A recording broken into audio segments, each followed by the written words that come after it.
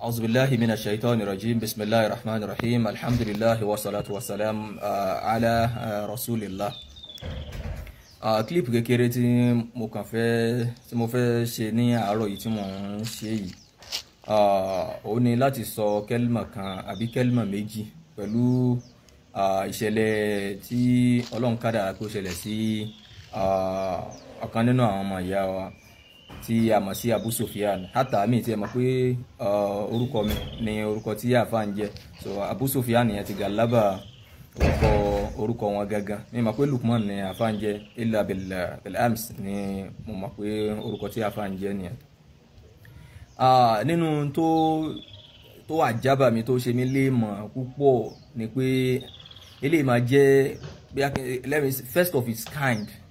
tí èèyàn máa jẹ́ Salafi brother tó máa jẹ́ pé Salafi lẹ́ni léèyàn tí a wá jẹ́ pé ó aṣàfẹ́kù rẹ̀ àbúṣaláìsí báyìí tí ó máa wá mú mi débi pé mi ò rí oorun sùn. Ní àbá wo àìbọ̀ mi gan, ẹni tó bá mojú rí dáadáa rí pé in fact ó hàn lójú mi pé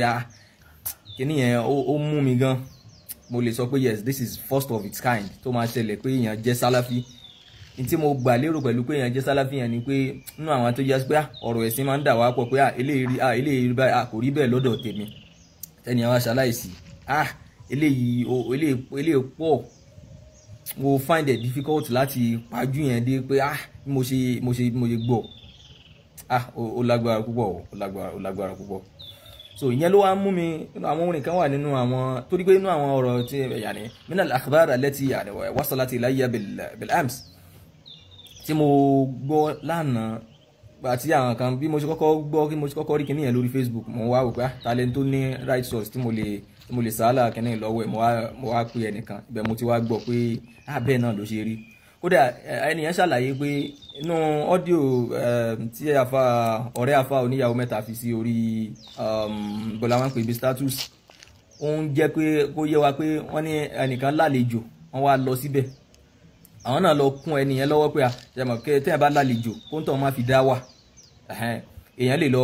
báyàn pé èmi náà wá kí ẹni lálejò kó má fi ká àjọ gba ẹnìyẹn lálejò, àlejò dé sọ́dọ̀ yẹn kí èèyàn náà wá lọ síbẹ̀ kí èèyàn lọ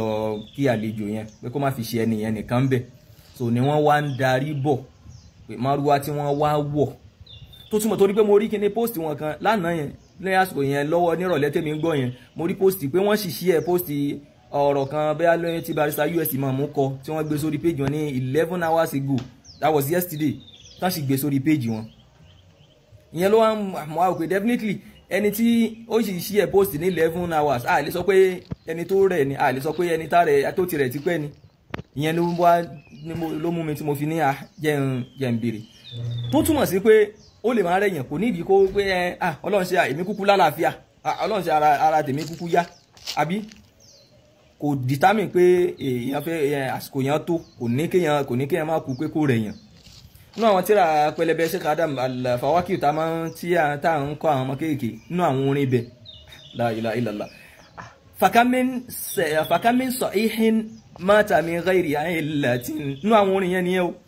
Fakamin sahihin mata min ghairi illatin fakamin sakimin aasha hina min ad-dahr. Fakamin sahihin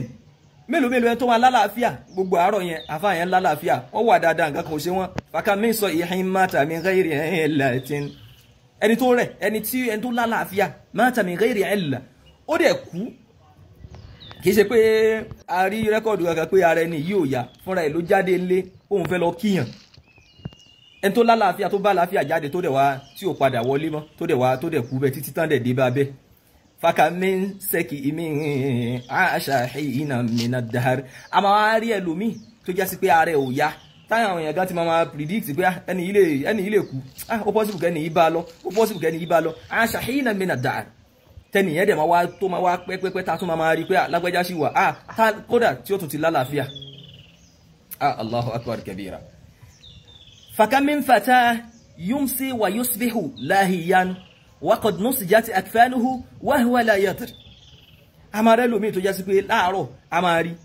rí nírọ̀lẹ́ gbogbo kódà àjọ máa dágbére fúnra apá fẹ́ lọ sùn ni. tá a máa dágbére fúnra wa pé a fẹ́ ó dà àárọ̀ o waqad nusijat akfanuhu wa huwa la yadri tó dẹ̀ já sí pé yes preparation pé yóò kú mọ́júmọ́ ó ti wà tóun gangan tí ò ní ṣe kíni tóun gan ò ní mọ̀ pé òun ó kú ó trauma ilé ó in fact ó múyàn púpọ̀ pé torí mò ń wo pé ẹni yìí ṣe báyìí ẹni yìí ṣe báyìí ẹni yìí sì ó yìí ṣe báyìí tí mo rí lórí ló jẹ́ ń sọ pé nínú pé àwọn tá a máa ń sọ pé àsálàfí lẹ́ni yìí tí wọ́n yìí ó in fact ó múyàn púpọ̀ ó múyàn púpọ̀ kí kọ́lọ́wọ́n ọba kó bá wa ṣe àforíjìn fún àfààní àmọ́ mà ṣe ẹ̀ṣẹ̀ torí kò sí bí ẹ̀ ṣe fẹ́ jẹ́ ìgbà bá ti ń jẹ́ èèyàn yóò lẹ́ṣẹ̀ yóò dẹ́ṣẹ̀ èyí tán mọ̀ọ́mọ̀ ṣe èyí tí wọ́n mọ̀ọ́mọ̀ ṣe èyí tán rò pé àwọn ráìtì lórí ẹ̀ tó já sí pé wọ́n rọ́ǹgì èyí tí wọ́n rọ́ǹgì tó já sí pé wọ́n kan àwọn ọkàn ò lọ́bẹ̀ pé àkíní yìí rọ́ǹgì gbogbo ẹ̀ pátápátá ọlọ́run kó bá wa yáfi wọn la hawla wala quwwata illa billah al-aliyyil azim wa assalamu alaikum wa rahmatullahi wa barakatuh.